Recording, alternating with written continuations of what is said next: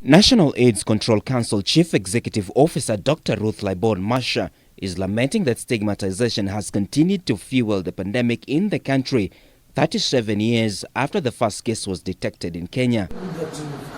During a tour of the Omari Project, a drug addicts rehabilitation center based in Malindi town, Libon Masha promised to work with the organization to reach drug addicts who are not easy to reach as drug abuse is criminalized. If we continue dividing ourselves into different factions, then this epidemic will be with us. It is now 37 years old in Kenya, and we hope that the progress we have made can be accelerated if everybody join hands. The stigma is said to be high, especially among marginalized communities and some religious organizations, with Kenyans being called upon to realize that HIV/AIDS is a disease that requires treatment and not the people suffering from it. Hawa ni vijana tunasaidia katika hii programu ya Global Fund ya kutoka kupitia kwa Red Cross.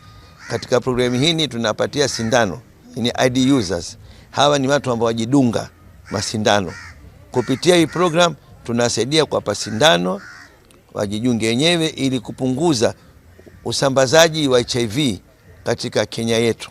Currently, there are about 1.5 million Kenyans living with HIV, with close to 1.5 million of them on antiretroviral treatment. Again, for this population, because they are criminalized, whatever they do is against the Kenyan law, and sometimes it's very difficult to reach out to them to give them services.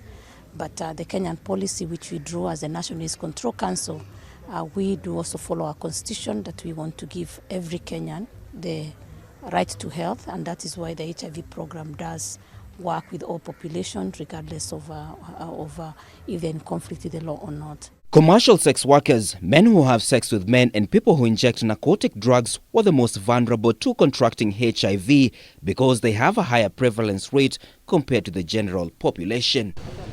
Martin Opio, K24 TV.